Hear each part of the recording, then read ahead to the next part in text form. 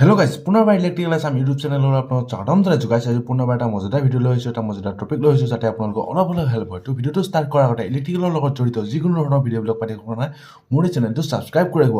গাইছ আজি দেখাই আছোঁ আপোনালোকেতো জানে যে ট্ৰেন্সফৰ্মাৰবিলাক ইউজ কৰা হয়, যিবিলাক আমাৰ গাঁৱত বা ঘৰত যিবিলাক মানে কাৰেণ্ট আহিবৰ কাৰণে যিবিলাক আমি ট্ৰেন্সফৰ্মাৰ ইউজ কৰোঁ। তো সেই ট্ৰেন্সফৰ্মাৰটোত আৰ্থিং কেইটা দিয়া হয় বা আৰ্থিং কিমানটা ইউজ কৰা হয়, সেই ট্ৰেন্সফৰ্মাৰটোত যিহেতু আৰ্থিং লাগে গাইছ, যেহেতু আমাৰ আৰ্থিংটো বহুত বেছি ইম্পৰ্টেণ্ট বস্তু হয়। তো সেই ট্ৰেন্সফৰ্মাৰত কেইটা আৰ্থিং আচলতে লাগে, একজেক্ট আৰ্থিংটো যিটো আমাৰ ডমেষ্টিক যিবিলাক আমি মানে গাঁৱত যিবিলাক ট্ৰেন্সফৰ্মাৰ ইউজ কৰোঁ, ডিষ্ট্ৰিবিউশ্যন ট্ৰেন্সফৰ্মাৰ যিবিলাক ইউজ কৰোঁ, সেই ট্ৰেন্সফৰ্মাৰটোত কেইটা আৰ্থিং লাগে সেই বস্তুটো দেখাই আছোঁ। তেতিয়াহ'লে ফাৰ্ষ্ট দেৰি নকৰি আমি ভিডিঅ'টো ষ্টাৰ্ট কৰোঁ।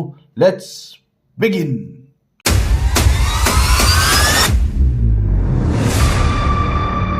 তো গাইছ আপোনালোকে জানে যে how many types of earthing use in a transformer বুলি ক'ব গ'লে আপোনালোকে যদি ক'ব তেতিয়াহ'লে আমি এটা ট্ৰেন্সফৰ্মাৰ যিবিলাক আমি ঘৰত যিবিলাক আমি ডিষ্ট্ৰিবিউশ্যন ট্ৰেন্সফৰ্মাৰ ইউজ কৰোঁ গাইছ, যিবিলাক আমি ট্ৰেন্সফৰ্মাৰ ইউজ কৰোঁ ঘৰৰ যিবিলাক মানে ঘৰত আপোনালোকৰ ঘৰত যিটো কাৰেণ্ট পাই আছে, সেই ট্ৰেন্সফৰ্মাৰটো যিটোৰ পৰা কাৰেণ্টটো আহে আপোনালোকৰ ঘৰত লাগি, সেই ট্ৰেন্সফৰ্মাৰটোত কেইটা আৰ্থিং আমি ইউজ কৰোঁ।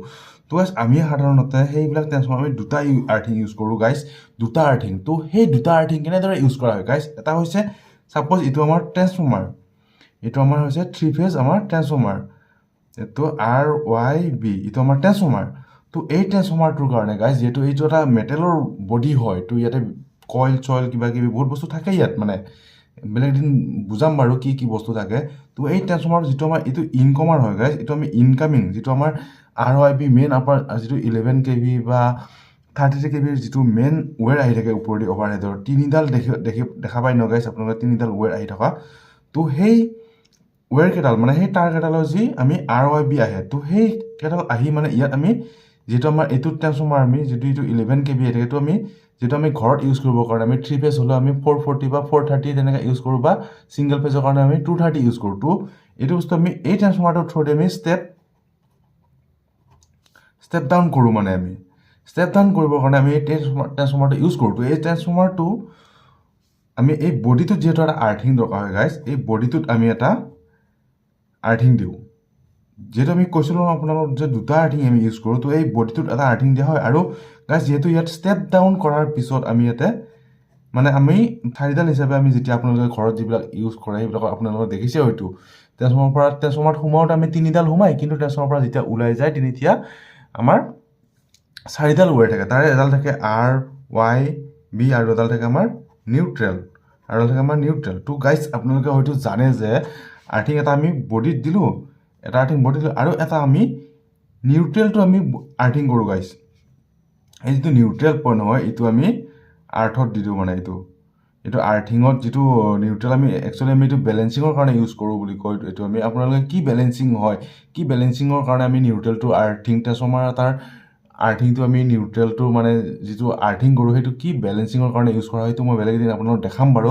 তো গাইছ আপোনালোকৰ যি দুটা আৰ্থিং বুলি কয়, এটা হৈছে আমি বডিত দিওঁ, আপোনালোকে হয়তো জানে যে আপোনালোকে হয়তো শুনিছে যে বহুতকেইটা আৰ্থিং 5-6টা আৰ্থিং ইউজ কৰা হয়, কিন্তু আচলতে আমি ঘৰৰ যিটো ডমেষ্টিক ট্ৰেন্সফৰ্মাৰ হয় তাতে আমি দুটা মাত্ৰ আৰ্থিং ইউজ কৰোঁ, এটা হৈছে আমাৰ বডি আৰ্থিং, এটা হৈছে আমাৰ নিউট্ৰেল আৰ্থিং।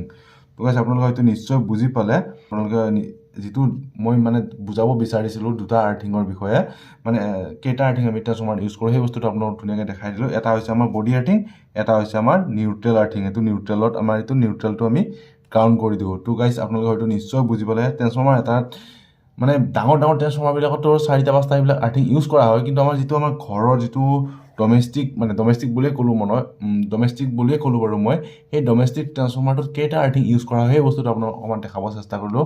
তো আপোনালোকে হয়তো নিশ্চয় বুজি পালে। তো গাইছ আজি ভিডিঅ'টো বিশেষ দীঘল নকৰোঁ, আজি ভিডিঅ'টো ইমানেই আছিল। আশা কৰোঁ ভিডিঅ'টো চাই আপোনালোকে অলপ হ'লেও কিবা বুজি পালে বা শিকিব পাৰিলে।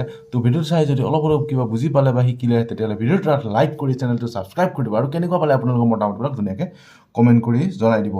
তো এটা চিম্পুল এটা ভিডিঅ' আপোনালোকক ধুনীয়াকৈ বুজাই দিব চেষ্টা কৰোঁ। তেতিয়াহ'লে বেলেগ দিন বেলেগ ভিডিঅ'ত, তেতিয়ালৈকে টেক কেয়াৰ, জয় অসম, বাই বাই গাইছ, বাই বাই।